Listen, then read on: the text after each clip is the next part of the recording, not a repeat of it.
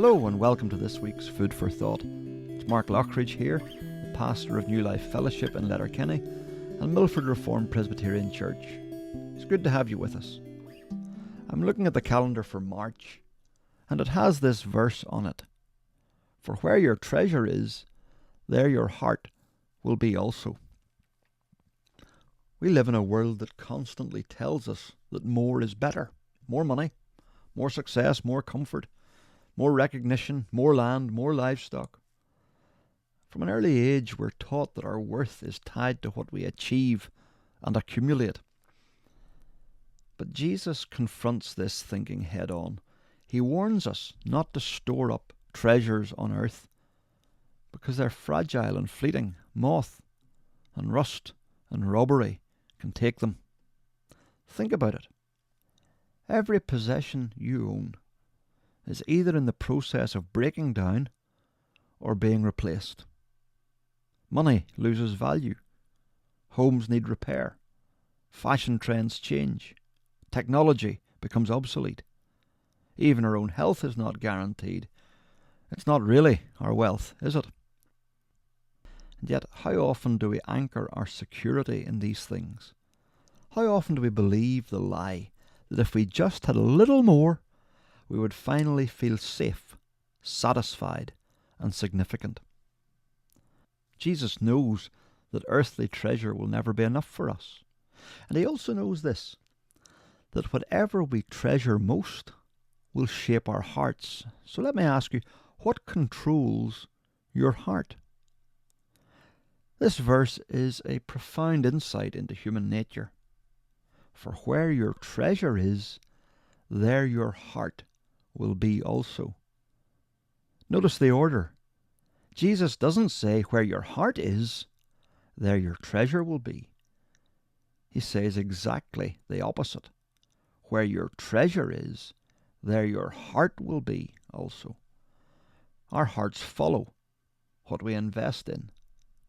If our money and our time and energy are primarily directed towards stuff, our hearts become enslaved to those things. The problem isn't wealth or possessions themselves. The Bible doesn't condemn having things, but it does warn against things having us. Earthly treasures are not just money and possessions. They can be anything we place at the centre of our affections. Career, reputation, relationships, family.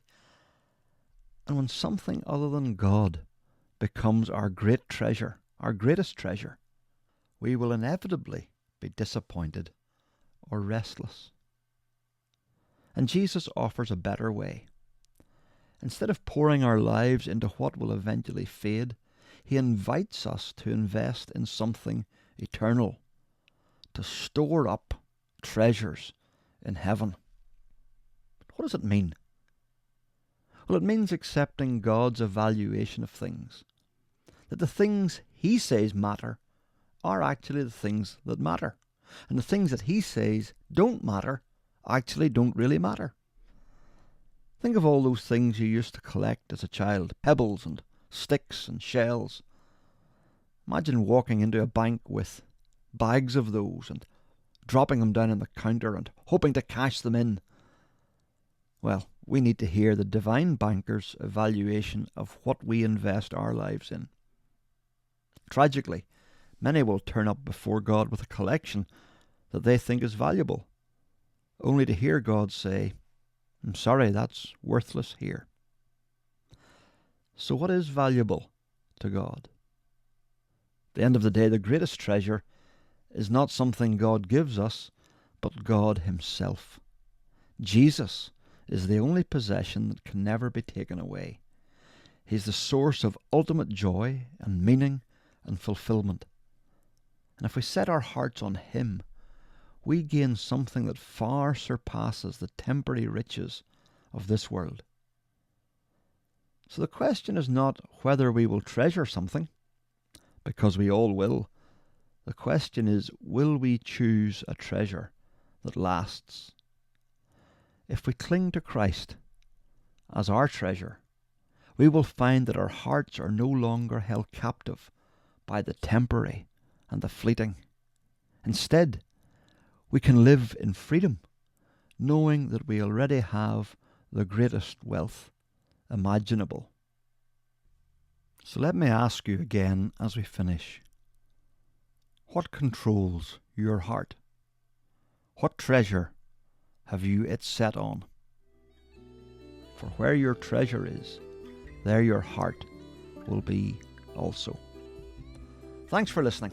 And if you'd like to get in touch, drop me an email, mark@newlifefellowship.ie. Till next time here on Finn Valley FM, have a great week.